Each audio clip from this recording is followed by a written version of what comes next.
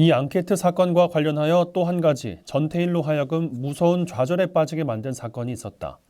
그는 그렇게 하여 거둔 설문지를 모두 모아서 결과를 분석, 집계하고 그것을 근거로 하여 근로기준법상의 감독권 행사를 요구하기 위해 시청 근로감독관실로 찾아갔다. 근로감독관의 직책이 무엇인가? 각 공장에서 근로기준법이 준수되는가를 감독하고 위반 사실이 있을 때는 고발 조치를 하여 이를 시정토록 하기 위해 국민들이 낸 세금으로 나라에서 월급을 주고 있는 것이 바로 근로감독관이다. 나라에서 근로자들을 보호하기 위하여 근로기준법을 제정한 줄로 생각했고 그랬기 때문에 근로기준법에 모든 희망을 걸다시피 하고 있었던 테일로서는 그것을 준수시키는 것을 사명으로 한다는 근로감독관에게 기대를 걸지 않을 수 없었다. 우리 사회의 밑바닥에서 일어나는 모든 비리에 대해서는 산전수전을 다 겪어 훤하게 알고 있었지만 상층부에서 몰래 행해지고 있는 부정부패나 부조리에 대해서는 전혀 알 리가 없는 그는 근로감독관이 기업주와 결탁해 서로 돕고 서로 봐주면서 짜고 해먹는 관계에 있을 수도 있다는 것을 상상도 하지 못하였다. 적어도 그는 진정서를 들고 근로감독관실의 문을 두드렸을 때는 근로기준법의 명문조항에 명백히 위반되는 가혹한 근로조건이 공공연하게 시행되고 있는 평화시장의 실태를 제시한 그 진정서를 받은 감독관이 그것을 들고 찾아온 자신을 환영까지는 않더라도 체면상으로나마 치하를 하고 이것저것 세세한 사정을 물어보고 곧 시정조치하겠다는 말이라도 해줄 거라고 기대했었다. 그런데 막상 만나보니 예상과는 너무나 달랐다.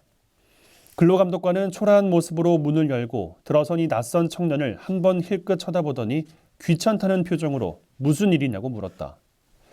테일이 평화시장의 실정을 설명하면서 찾아온 용건을 말하려고 하니 그는 말을 가로막고 그 얘기 다 듣고 있을 시간이 없으니 요점만 간단히 말하라고 윽박질렀다.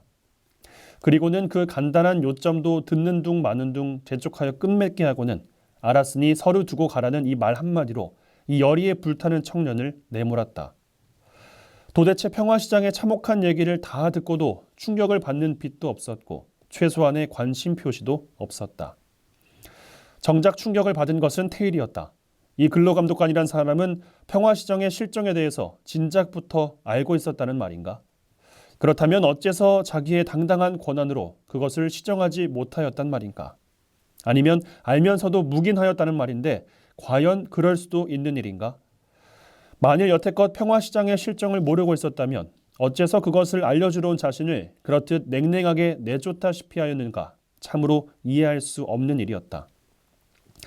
그는 다시 이번에 노동청을 찾아가서 진정해 보았다. 그러나 결과는 마찬가지였다. 실태 조사라는 것을 한 번 나오기는 나왔으나 아무런 대책이 없이 종무소식이었다. 이제 무엇인가 분명해지는 것 같았다. 여태껏 그는 노동자들이 기업주들의 탐욕에 희생되고 있으며 그 기업주들만 상대로 투쟁하면 되는 줄로 생각해왔다.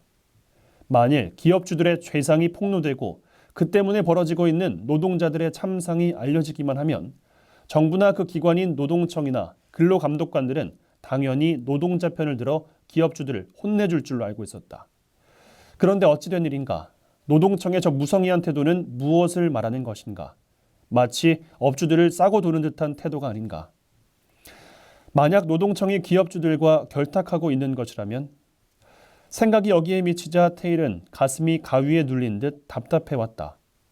그렇다면 나는 기업주들만이 아니라 근로감독관, 노동청, 아니 그 이상까지도 상대로 하여 싸워야 한단 말인가? 이 현실에서 근로기준법이 지켜지기를 도대체 어떻게 바랄 수 있을까? 나는 과연 저들 모두를 상대로 하여 싸워 이길 수 있을 것인가? 저 악마와 같은 현실의 벽은 도대체 얼마나 두꺼우며 도대체 어디까지 뻗어 있는 것인가? 가뜩이나 어려운 조건 속에서 발버둥 치고 있던 테일에게 그것은 너무나 큰 충격이었다. 이제껏 믿고 있었던 대상으로부터 야멸차게 배반당한 것 같은 충격이 그를 한동안 허탈 상태로 몰아넣었다.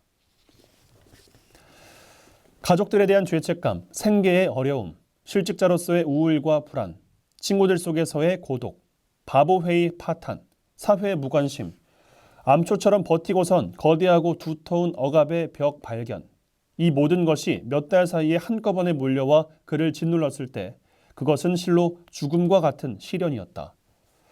현실은 그를 조롱하면서 그 거대한 발로 그의 목을 짓밟으며 항복을 강요하였다. 이 당시 어느 친구에게 보낸 편지에서 그는 현실의 조롱과 냉소가 너무나도 잔혹하고 괴로웠다고 썼다. 그는 깊은 시리와 낙담 속으로 빠져들어갔다. 그는 좌절을 거듭했다. 또 그는 자학을 거듭했다. 그리고 그는 거듭 다시 박차고 일어섰다. 인간과 사회 현실에 대한 보다 폭넓은 이해가 이 과정을 통하여 마치 봄비를 맞은 초목처럼 그의 머릿속에서 무럭무럭 자라났다. 보다 뿌리 깊은 분노가, 보다 뜨거운 연민이 그의 가슴속 깊은 곳에서 끓어올랐다. 거듭 밀려오는 고뇌와 좌절과 자학의 늪을 빠져나올 때마다 그의 투지는 용광로를 거쳐 나오는 수혜처럼 더욱 강인해져 갔다. 그는 부조리한 현실과 절대로 타협하지 않겠다고 맹세하면서 그것을 극복할 수 있는 모든 투쟁 방법을 철저하게 연구하고 재검토해 나갔다. 1969년 가을부터 1970년 봄까지는 중요한 시기였다.